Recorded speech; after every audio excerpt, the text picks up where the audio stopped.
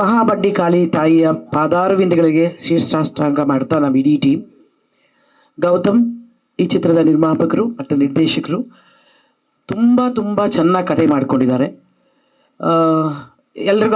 ಎಲ್ರಿಗೂ ಸಂದೇಹ ಇರೋ ಥರ ಇದು ಯಂಗ್ಸ್ಟರ್ ಸಿನಿಮಾನ, ಓಲ್ಡ್ ಸಿನಿಮಾನ, ರಿಟೈರ್ಡ್ ಸಿನಿಮಾನ, ಅದು ಯಾವುದೂ ಅಲ್ಲ. ಎಲ್ಲವೂ ಬಹಳ ಬಹಳ ಮುಖ್ಯವಾದ ಪಾತ್ರಗಳು.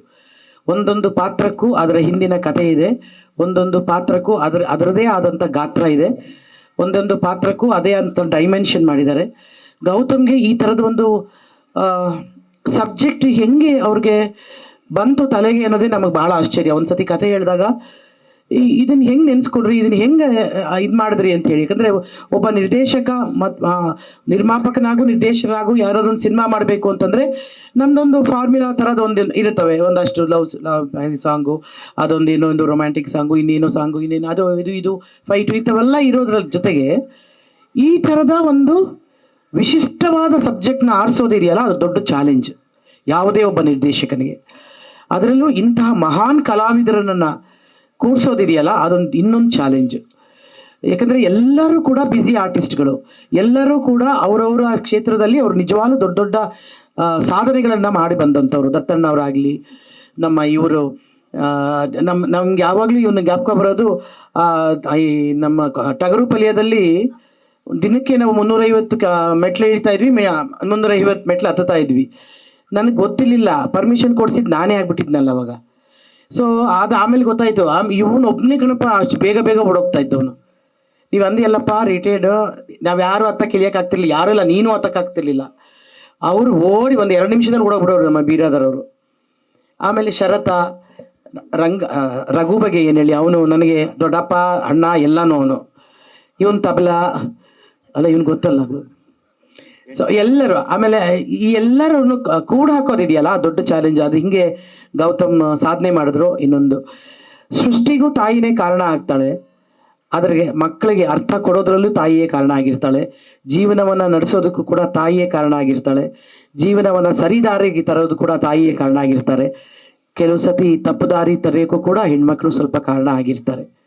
ಆದರೆ ಮತ್ತೆ ತರೋದು ತಾಯಿ ಅಂತಂದಾಗ ಒಂದು ಇಡೀ ಚಿತ್ರವನ್ನು ಸಂಪೂರ್ಣವಾಗಿ ಬಂದು ಒಂದು ತಾಯಿಯ ಮಡಲಲ್ಲಿ ಅರ್ಪಿಸೋದಿದೆಯಲ್ಲ, ಅದು ನಿಜವಾಗ್ಲೂ ಎಂಥ ಒಳ್ಳೆಯ ಥಾಟ್. ಅದು ತುಂಬ ತುಂಬ ಥ್ಯಾಂಕ್ಸ್ ಗೌತಮ್, ನನ್ನನ್ನು ಆರಿಸಿದ್ದಕ್ಕಾಗಿ ಈ ಪಾತ್ರಕ್ಕೆ, ಮತ್ತು ಇಷ್ಟು ಜನರ ಮಹಿಳೆಯರ ಜೊತೆ ಪಾತ್ರ ಮಾಡಿದ್ದಕ್ಕಾಗಿ. ರಾವ್ ಎದ್ದೋಳು ಒಂಚೂರು, ನಮ್ಮ ಕ್ಯಾಮ್ರಾಮನ್,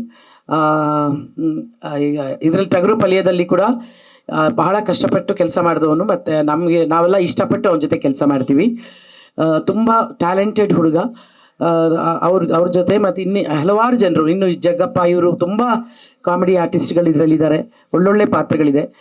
ಮೈಸೂರನ್ನು ಒಂದು ಸಾಂಕೇತಿಕವಾಗಿ ತಗೊಂಡು, ಅಂದರೆ ಮೊದಲೆಲ್ಲ ನಮ್ಮ ರಾಜ್ಯವನ್ನು ಏನಂತಿದ್ರು, ಮೈಸೂರು ರಾಜ್ಯ ಅಂತಲೇ ಅಂತ ಇದ್ರು. ಅದಾದಮೇಲೆ ರಾಜಧಾನಿ ಬೆಂಗಳೂರು ಆಯಿತು, ಆಮೇಲೆ ಕರ್ನಾಟಕ ಆಯಿತು, ಅದೆಲ್ಲ ಆಯಿತು, ಅದೆಲ್ಲ ನಿಮ್ಗೆ ಗೊತ್ತೇ ಇದೆ ಹಿಸ್ಟ್ರಿ. ಒಂದು ಮೈಸೂರನ್ನೇ ಟೈಟ್ಲಾಗಿ ಇಟ್ಕೊಂಡು ಮಾಡೋದಿದೆಯಲ್ಲ, ಅದು ಅತ್ಯಂತ ಜವಾಬ್ದಾರಿಯಾದ ಒಂದು ಕೆಲಸ.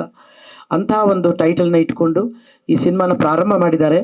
ಆಗಲೇ ರಘು ಬಹಳ ಚೆನ್ನಾಗಿ ಹೇಳ್ದ, ಈಗಿನ ಸಿನಿಮಾಗಳ ಪರಿಸ್ಥಿತಿ ಏನು ಅಂತಂತಂದರೆ, ಎಷ್ಟು ಕಷ್ಟಪಟ್ಟು ನಿರ್ಮಾಪಕರು ದುಡ್ಡು ತಂದು ನಮಗೆಲ್ಲ ಕಲಾವಿದರನ್ನು, ತಂತ್ರಜ್ಞರನ್ನು ಸಾಕಿ ಸಲಹಿ ಅದನ್ನು ರಿಲೀಸ್ ಮಾಡಿ ಥಿಯೇಟ್ರಲ್ಲಿ ತಂದು ಹಿಂಗಾಗೋಗಿದೆ ಅಂದರೆ ಜನರನ್ನು ತರಬೇಕಾಗೋ ಪರಿಸ್ಥಿತಿ ಬಂದ್ಬಿಟ್ಟಿದೆ.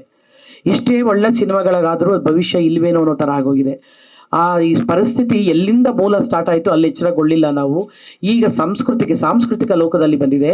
ಅದು ಸಾಂಸ್ಕೃತಿಕ ಲೋಕದಲ್ಲಿ ಸಿನಿಮಾವೂ ಒಂದು ಭಾಗ, ಅದರಲ್ಲೂ ಮುಖ್ಯ ಭಾಗ.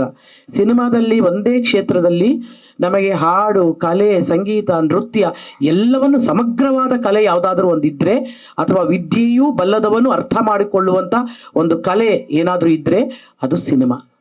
ಆ ಸಿನಿಮಾ ಸಂಸ್ಕೃತಿಯನ್ನು ಎಲ್ಲಾದರೂ ಒಂದು ಪ್ರದೇಶವನ್ನು ಹಾಳು ಮಾಡಬೇಕು ಅಂದರೆ ಅಲ್ಲಿನ ಸಂಸ್ಕೃತಿಯನ್ನು ಹಾಳು ಮಾಡಿ ಅಂತಾರೆ. ಆ ಮಟ್ಟಕ್ಕೆ ನಾವು ಬಂದು ತಲುಪಿದ್ದೀವಿ. ಇದು ಬಹಳ ಎಚ್ಚರಿಕೆಯ ಗಂಟೆ. ಇಡೀ ದೇಶಕ್ಕಲ್ಲ, ನಮ್ಮ ರಾಜ್ಯಕ್ಕಲ್ಲ, ನಮ್ಮ ಪ್ರದೇಶಕ್ಕಲ್ಲ, ಎಲ್ಲದೂ ಭಾಷೆಯಿಂದ ಹಿಡಿದು ನಾವು ಈಗ ಎಚ್ಚರಗೊಳ್ಳದೇ ಇದ್ದರೆ ನಾವು ಎಲ್ಲಿಗೆ ಹೋಗ್ತೀವಿ ಅಂತ ನಮಗೆಲ್ಲರಿಗೂ ಅದೊಂದು ಅರಿವು ಇರಬೇಕು. ಆ ಅರಿವನ್ನು ಜಾಗೃತಿ ಮೂಡಿಸೋದು ನಿಮ್ಮ ಜವಾಬ್ದಾರಿ.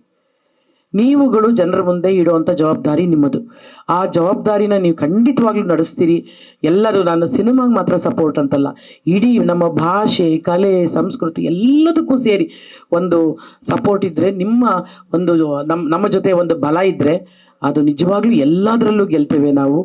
ಭಾರತವನ್ನು ಅಲ್ಲಾಡಿಸೋದಕ್ಕೆ ಯಾರಿಂದನೂ ಸಾಧ್ಯ ಇಲ್ಲ ಅಂತ ಗೊತ್ತಿದ್ರೂ ಕೂಡ ಈ ರೀತಿ ಚಿಕ್ಕ ಚಿಕ್ಕ ಚಿಕ್ಕ ಚಿಕ್ಕ ಚಿಕ್ಕ ನಾಶ ಮಾಡ್ತಾ ಹೋದರೆ ನಾಳೆ ದೊಡ್ಡ ದೊಡ್ಡ ದೊಡ್ಡ ನಾಶಕ್ಕೆ, ವಿನಾಶಕ್ಕೆ ನಾವು ಕಾರಣ ಆಗ್ತೀವಿ. ನಮ್ಮೆಲ್ಲರೂ ಸೇರಿ ಆ ಮಾತನ್ನು ಬಹಳ ಚೆನ್ನಾಗಿ ರಘು ಹೇಳ್ದ. ಈ ಜವಾಬ್ದಾರಿಯುತವಾಗಿ ನಾವು ತಗೊಳ್ಳೋಣ. ಮತ್ತೊಮ್ಮೆ ಮಗದೊಮ್ಮೆ ಈ ಸಂಸ್ಥೆಗೆ ಈ ಚಿತ್ರ ತುಂಬ ದೊಡ್ಡ ಯಶಸ್ಸು ಕಾಣಲಿ. ಈ ಚಿತ್ರ ಒಂದು ಮಾರ್ಕ್ ಕೊಡುವಂಥ ಸಿನಿಮಾ ಆಗಲಿ. ಈ ಚಿತ್ರದಿಂದ ಒಬ್ಬ ಜ್ಞಾನೋದಯ ಆಗುವಂಥ ಚಿತ್ರ ಆಗಲಿ. ಈ ಚಿತ್ರದಿಂದ ಎಲ್ಲರೂ ನಮ್ಮವರು, ಎಲ್ಲರೂ ನಮ್ಮವರು, ಎಲ್ಲರೂ ನಮ್ಮವರು ಅನ್ನೋ ಭಾವನೆ ಹುಟ್ಟಲಿ ಅಂತ ನಾನು ಕೇಳ್ಕೊಳ್ತೀನಿ. ನಮಸ್ಕಾರ.